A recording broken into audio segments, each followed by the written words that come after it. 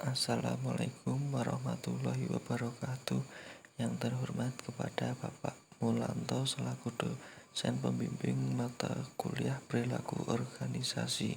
Di sini kami kelompok 7 akan mempresentasikan hasil kerja kelompok kami yang berjudul konsep motivasi yang beranggotakan Saya Ahmad Hendra Wijaya, NPM 2001020034, 2 Sahda Fajar Intan Dwita 2001020048, 3 Kurnia Desi Murtiningsih 2001020064, 4 Desti Fitri Wulandari 2001020067.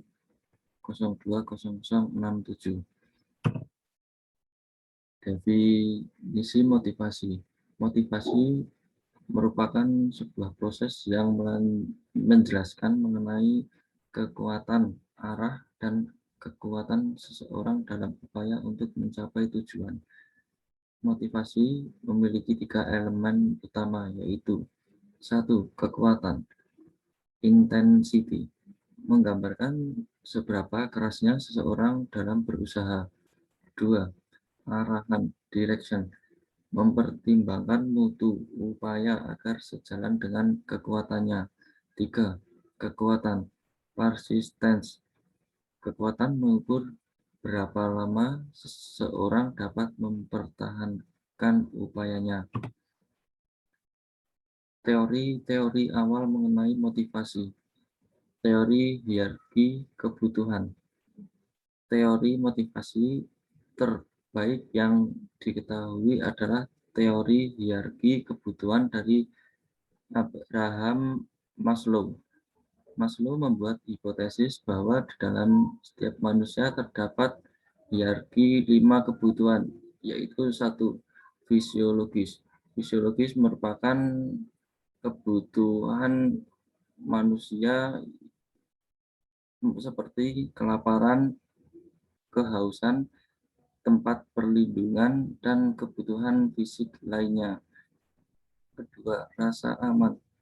Rasa yang menciptakan keamanan dan perlindungan bahwa dirinya terlindung dari bahaya fisik maupun emosional. 3. Sosial. Sosial merupakan sebuah kasih sayang, rasa memiliki, penerimaan, dan persahabatan. Pengarahan. Pengarahan merupakan faktor internal, misalnya rasa harga diri, kemandirian, dan pencapaian. Serta terdapat faktor eksternal, misalnya seperti status, pengukuhan, dan perhatian. 5. Aktualisasi diri. Aktualisasi diri merupakan sebuah dorongan yang mampu membentuk seseorang untuk menjadi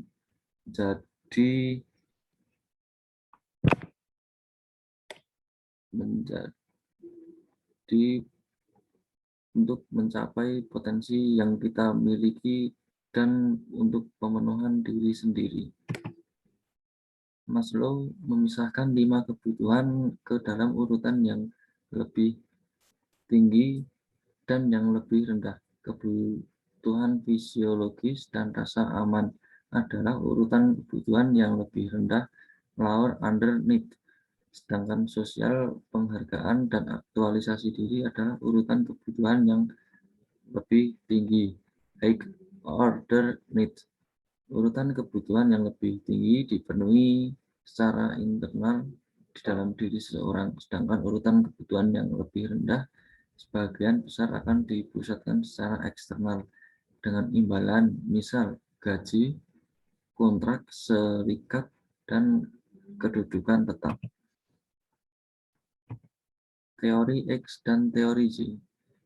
Douglas MC Gregor mengusulkan 2 sudut pandang berbeda mengenai manusia. Satu sisi secara mendasar negatif, diberi label teori X, dan yang satunya lagi secara mendasar positif, diberi label teori Z. Di bawah teori X, pada manajer meyakini bahwa para pekerja pada dasarnya tidak menyukai bekerja sehingga harus diarahkan atau bahkan dipaksa untuk melakukan pekerjaannya. Sebaliknya, di bawah teori Z, para manajer beranggapan bahwa para pekerja memandang pekerjaannya sebagai suatu hal yang alamiah seperti beristirahat atau bermain, dan maka dari itu rata-rata orang dapat belajar untuk menerima dan bahkan mencari tanggung jawab. Teori dua faktor merupakan suatu teori yang mengaitkan faktor-faktor intrinsik dengan kepuasan kerja dan menghubungkan faktor ekstrinsik dengan ketidakpuasan kerja. Disebut juga sebagai teori motivasi murni atau motivation hygiene theory. Menurut Hertzberg, faktor-faktor yang mengarahkan pada kepuasan pekerjaan adalah terpisah dan berbeda dari faktor-faktor yang mengarahkan pada ketidakpuasan pekerjaan. Hertzberg mengategorikan kondisi seperti mutu pengawasan gaji, kebijakan perusahaan, kondisi fisik kerja, hubungan dengan orang lain, dan keamanan pekerjaan sebagai faktor murni. Ketika faktor-faktor itu memadai, orang tidak puas, tetapi mereka juga tidak akan dipuaskan. Teori dua faktor belum didukung dengan baik dalam literatur dan memiliki banyak kritik. Kritik-kritik yang disampaikan meliputi berikut ini. 1. Metodologi Hertzberg terbatas karena bergantung pada laporan pribadi.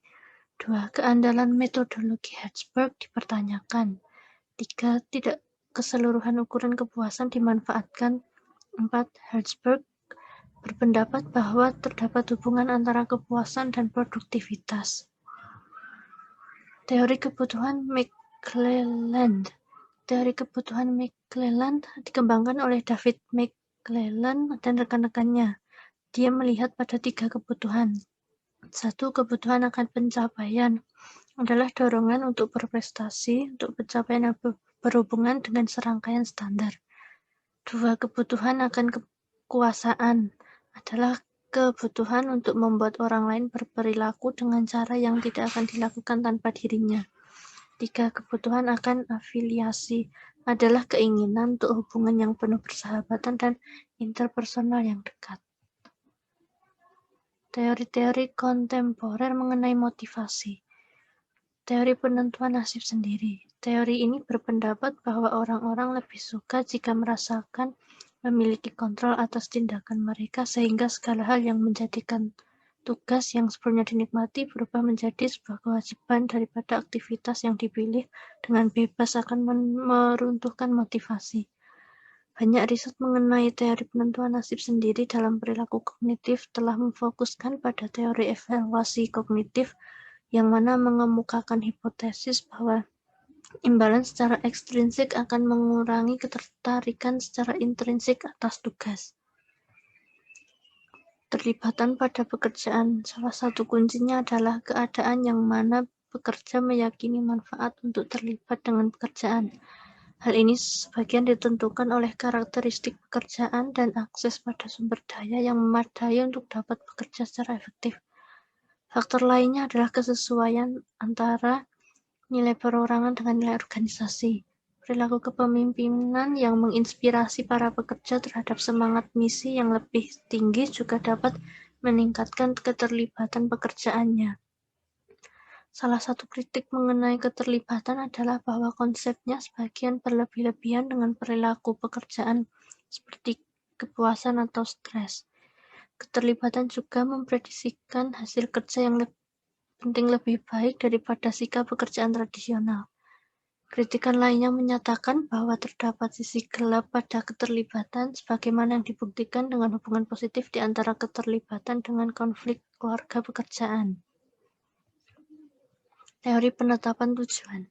Teori penetapan tujuan yaitu tujuan akan memberitahukan kepada pekerja apa yang harus dilakukan dan seberapa banyak usaha yang diperlukan. Bukti yang kuat menyarankan bahwa tujuan yang spesifik akan meningkatkan kinerja, merupakan tujuan yang sulit ketika diterima, menghasilkan kinerja yang lebih tinggi daripada melakukan tujuan yang mudah, dan bahwa umpan balik akan mengarahkan pada kinerja yang lebih tinggi daripada tidak terdapat umpan balik. Umpan balik yang dihasilkan oleh diri sendiri dengan nama pekerja dapat memonitor kemajuan mereka sendiri atau menerima umpan balik dari proses tugas itu sendiri adalah lebih kuat daripada umpan balik yang dihasilkan secara eksternal. Komitmen tujuan adalah yang paling cenderung terjadi ketika dipublikasikan, ketika individu memiliki kedudukan kendali internal, ketika tujuan ditetapkan sendiri dan bukannya diberikan dan ketika tujuan yang didasarkan pada setidaknya sebagian dari kemampuan individu. Tujuan mereka sendiri akan mempengaruhi kinerja dengan lebih kuat ketika tugasnya sederhana dan bukan kompleks, dapat dipelajari dengan baik dan bukannya sulit, kemandirian dan bukannya saling tergantung dan berada di ujung dari tujuan yang dapat dicapai. Terakhir, tujuan yang diberikan akan menghasilkan komitmen atas tujuan yang lebih tinggi dan besar daripada jarak kekuasaan yang rendah. Mengimplementasikan penetapan tujuan. Untuk memanfaatkan menetapkan tujuan adalah dengan manajemen berdasarkan tujuan atau MPO, yang mana menekankan penetapan tujuan secara partisipatif yang berwujud, dapat diverifikasi, dan dapat diukur. Tujuan keseluruhan organisasi diterjemahkan dalam tujuan yang spesifik bagi tiap-tiap level atau divisi, departemen, individu. Namun karena para manajer unit yang lebih rendah bersama-sama berpartisipasi dalam penetapan tujuan mereka sendiri, MPO dapat bekerja dari bawah ke atas sama halnya dengan dari atas ke bawah. Hasilnya adalah suatu hierarki yang menghubungkan tujuan pada suatu level ke lainnya. Pada berikutnya, MPO memberikan tujuan kinerja pribadi secara spesifik. Teori efikasi diri dikenal juga sebagai teori kognitif sosial atau teori pembelajaran sosial, mengacu pada keyakinan individu bahwa dia mampu untuk melaksanakan tugas. Efikasi diri dapat menciptakan spiral positif, yaitu orang dengan efikasi diri yang tinggi akan menjadi lebih terlibat dalam tugas mereka dan kemudian pada gilirannya akan meningkatkan kinerja, yang mana lebih jauh lagi akan meningkatkan efikasi. Perubahan dalam efikasi diri dari waktu ke waktu terkait dengan perubahan dalam kinerja aktif pula. Para individu yang memiliki efikasi diri tinggi juga tampak menanggapi umpan balik negatif dengan upaya dan motivasi yang semakin meningkat, sementara orang dengan efikasi diri yang rendah cenderung untuk mengurangi upaya mereka setelah memperoleh umpan balik negatif. Para peneliti yang mengembangkan teori efikasi diri, Albert Bandura, mengusulkan 4 cara efikasi diri yang dapat ditingkatkan. 1. Kemahiran dalam melaksanakan, yaitu memperoleh pengalaman yang relevan dengan tugas atau pekerjaan. 2. Permodelan yang dilakukan. 3. Bujukan secara lisan, menjadi semakin percaya diri karena seseorang meyakinkan bahwa memiliki keahlian yang diperlukan untuk mencapai kesuksesan. 4. Stimulasi, dapat meningkatkan efikasi diri. Teori penguatan. Penetapan tujuan merupakan pendekatan kognitif yang mengusulkan bahwa tujuan dari individu akan mengarahkan tindakannya. Penguatan akan memperkuat perilaku dan meningkatkan kemungkinan akan diulangi kembali. Model-model merupakan pusat dari sudut pandang pembelajaran sosial. 4 proses yang menentukan pengaruh mereka pada individu, yaitu 1. Proses atensi. Orang-orang belajar dari model hanya ketika mereka mengakui dan mencurahkan perhatian pada figur pentingnya. 2. Proses retensi. Pengaruh dari model bergantung pada seberapa baiknya individu mengingat tindakan model setelah model tidak lagi siap tersedia. 3. Proses reproduksi penggerak. Setelah seseorang melihat sesuatu perilaku baru dengan mengobservasi model, mengamati kemudian dikonversi menjadi melakukan. Proses ini mendemonstrasikan bahwa individu dapat mengerjakan aktivitas yang dicontohkan. 4. Proses penguatan. Para individu termotivasi untuk memperlihatkan perilaku yang dicontohkan. Jika insentif yang positif atau imbalan yang diberikan Perilaku yang dikuatkan secara positif diberikan. Perilaku yang dikuatkan secara positif diberikan perhatian yang lebih, dipelajari dengan baik, dan lebih sering dilakukan. Selanjutnya, teori keadilan atau keadilan organisasi. Berdasarkan pada teori keadilan, para pekerja yang menganggap sebagai ketidakadilan akan melakukan salah satu dari 6 pilihan berikut. Yang pertama, mengubah input, yaitu mengerahkan sedikit upaya jika bergaji rendah atau upaya lebih jika bergaji tinggi. Yang kedua, mengubah hasil. Para individu dibayar dengan menggunakan dasar hasil kerja dapat meningkatkan gaji mereka dengan memproduksi kuantitas unit yang lebih banyak dengan mutu yang lebih rendah. Yang ketiga, mengubah persepsi sendiri, seperti saya terbiasa berpikir bahwa saya telah bekerja dengan kecepatan yang sedang, tetapi sekarang saya menyadari bahwa saya telah bekerja lebih keras daripada orang lain. Yang keempat, mengubah persepsi orang lain, seperti pekerjaan Mike tidak seperti yang saya pikirkan. Yang kelima, pilihlah pembicara yang berbeda. Misalnya, kita berpikir, saya tidak memperoleh sebanyak kakak ipar saya, tetapi saya melakukan dengan jauh lebih baik daripada yang ayah saya lakukan ketika dia di umur saya. Yang terakhir, meninggalkan bidang, misalnya keluar dari pekerjaan. Keadilan organisasi. Keadilan organisasi merupakan persepsi keseluruhan mengenai apa itu keadilan di tempat kerja, yang terdiri atas keadilan distributif, prosedural, informasional, dan interpersonal. Kemudian keadilan distributif memusatkan perhatian pada kewajaran hasil, misalnya gaji dan pengakuan yang diterima oleh para pekerja. Keadilan prosedural meneliti bagaimana hasil akan dialokasikan. Tipe kedua dari keadilan adalah relevan dengan interaksi antara para manajer dengan para pekerja, yaitu keadilan interpersonal, yang mana mencerminkan apakah para pekerja diperlakukan dengan rasa hormat dan martabat. Keadilan interpersonal unik dalam hal dapat terjadi dalam interaksi sehari-hari antara para manajer dan para pekerjanya.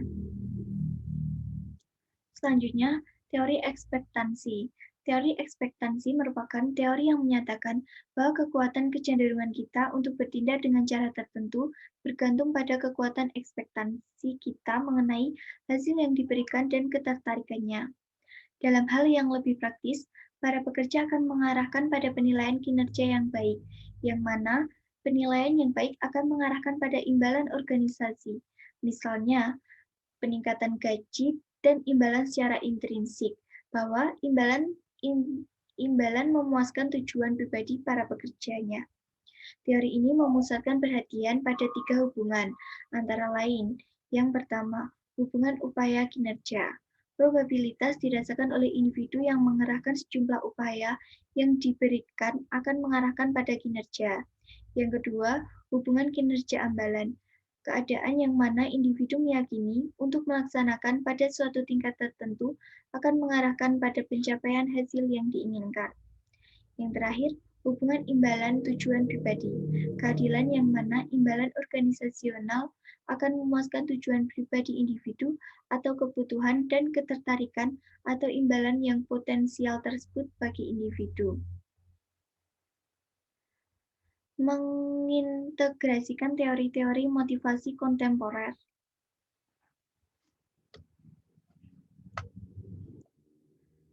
Upaya individu berasal dari diri konsisten teori penetapan tujuan. Lengkung tujuan upaya diartikan untuk mengingatkan pada kita bahwa tujuan mengarahkan perilaku. Teori ekspektansi memprediksikan bahwa pekerja akan mengerahkan segenap usaha keras jika mereka menganggap ada hubungan yang kuat antara upaya dengan kinerja, kinerja dengan imbalan, dan imbalan dengan terpenuhinya tujuan pribadi. Atas upaya untuk mengarahkan kepada kinerja yang baik, maka individu mengarahkan kepada kinerja yang baik, maka individu harus memiliki kemampuan untuk melaksanakan dan memandang sistem pelaksanaan dan memandang sistem penilaian kinerja tersebut adil dan objektif. Teori penguatan memasuki model dengan mengakui bahwa imbalan organisasi akan memperkuat kinerja individu. Apabila para pekerja melihat sistem imbalan sebagai pelunasan atas kinerja baik, maka imbalan akan menguat dan mendorong kinerja yang baik pula. Imbalan juga memerankan bagian penting dalam riset keadilan organisasi. Sekian presentasi dari kelompok 7. Jika ada yang belum dipahami, bisa ditanyakan melalui grup. Sekian dan terima kasih atas perhatian teman-teman. Bila ada kesalahan kata, baik yang disengaja maupun yang tidak disengaja, kami mohon maaf yang sebesar-besarnya. Terima kasih. Wassalamualaikum warahmatullahi wabarakatuh.